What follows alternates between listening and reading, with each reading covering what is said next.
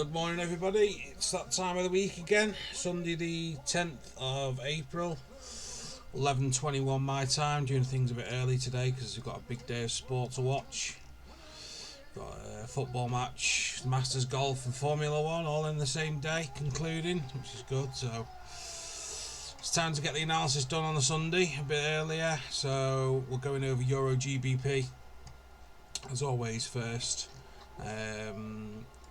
I sent out a message last week. We got stopped in the stop loss in profit, got hit. It's pretty much the same theme across most of my pairs this week. All my stop losses got hit. Didn't lose anything and moved them to break even. Some pairs I moved them into profit. But it's a little similar theme. So if we go to the weekly time frame, as we can see, this big demand zone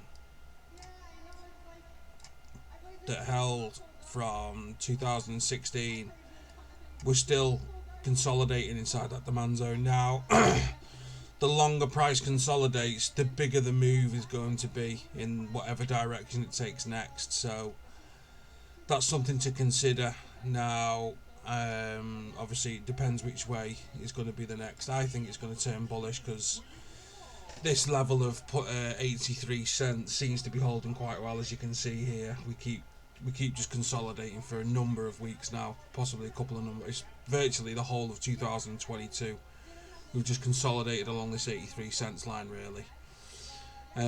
So it's the same as usual. I'll just say, just throw a small position on around this area. Have your stop loss under the demand zone, under this low here. It can stop you. I mean, this trade was a good trade because we got a nice intraday return of 180 pips. So it's nothing to be critical about. It's still a nice return amount of pips after a few days, and especially at a risk to reward ratio of 6. So as I keep repeating all the time, just keep buying around these levels here on the turn, secure your profits, and then if you leave a runner going, if the trend does change, then you're going to catch a big return on that turn. So for EURGBP again, I'm just going to say, get your buys in around this level.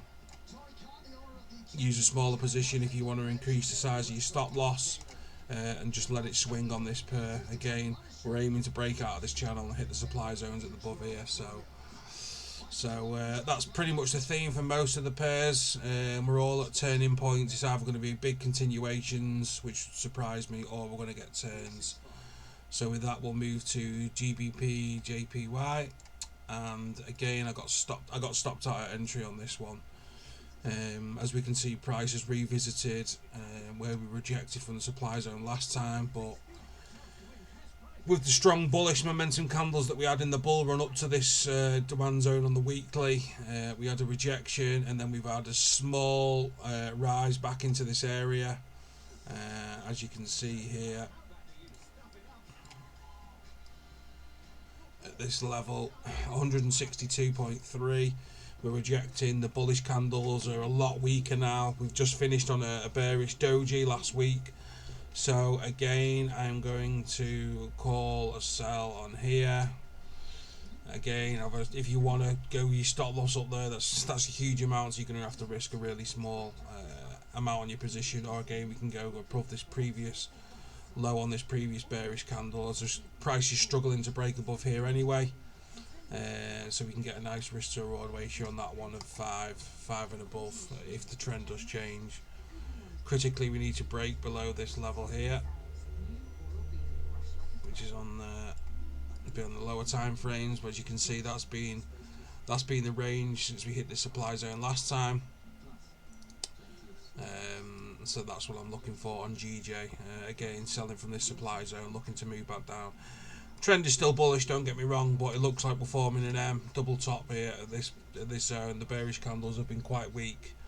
A bit of a choppy movement on the lower time frames. So yeah, looking for a sell again, double top, drop back down, hopefully break this neckline, meet the moving average, and then we'll get another buy on and bullish trend to continue further momentum to the upside.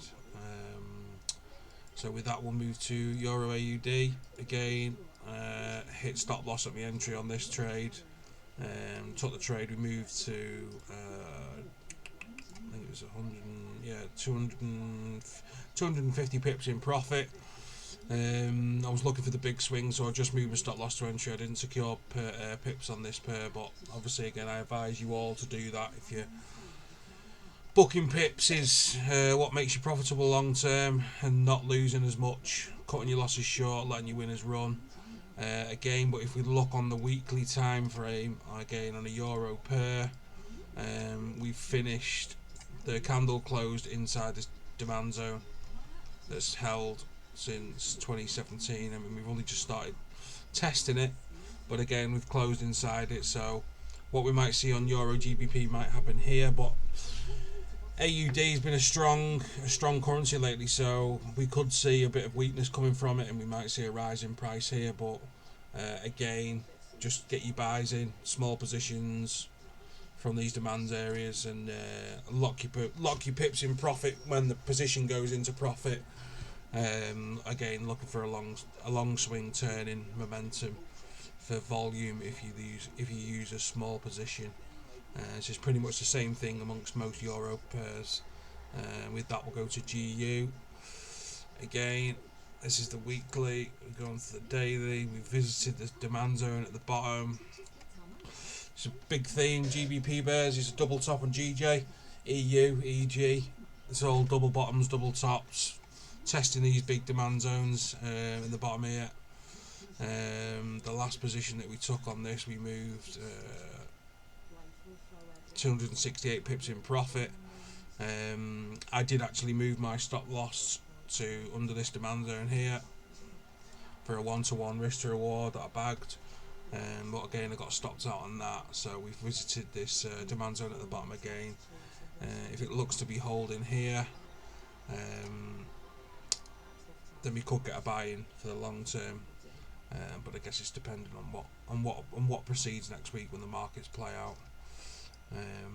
Yeah, so with that one we will move to EURUSD, and again the theme continues. The euro pairs, we had a bit of a retrace, but the overall strong bias bearish momentum and trend has continued, and we pushed price back down. So we could look to get a buy-in next week if price holds here. I'm favouring buying the euro pairs at these demand zones because the bearish candles, they're getting weaker as soon as we get to these big strong reversal zones here. So I'm looking again next week to get another buy-in on euro pairs. So pretty much the same theme. Choose what pair you trade, go with it, stick your positions on. If you want to trade multiple, use smaller positions, just hold it for that longer term swing if it comes. Yeah, and obviously the volume of pips will give us that good risk to reward ratio. So with that we'll move to gold. I haven't traded gold for a while. As you can see, we've just consolidated in this little channel here. It's not really going anywhere. The bullish trend, it still looks bullish. We're trading above the moving average. It's pointing at a 30-degree angle, give or take.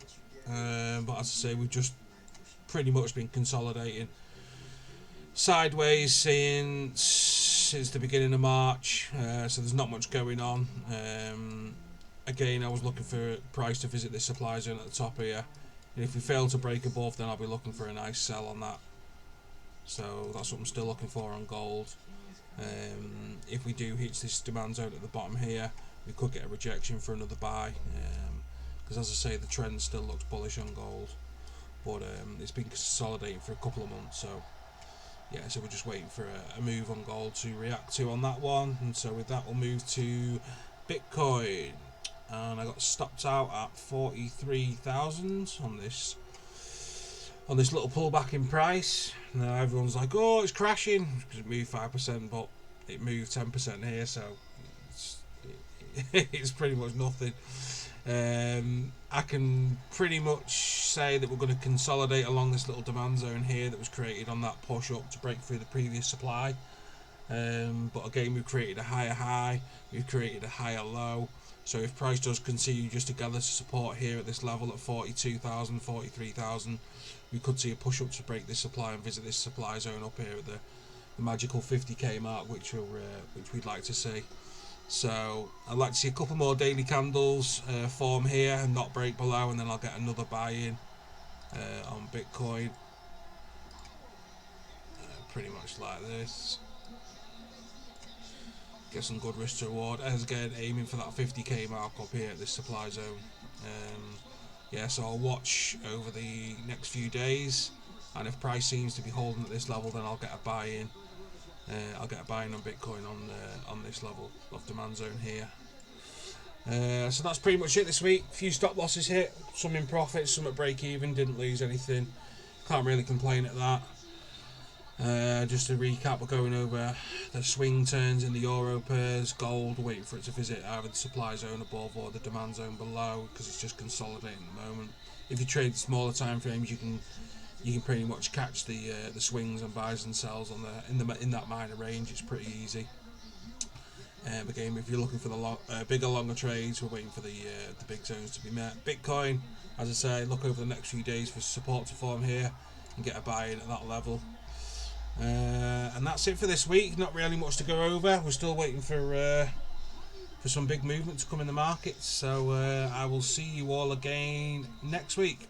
Take care, everyone. Ta-ra.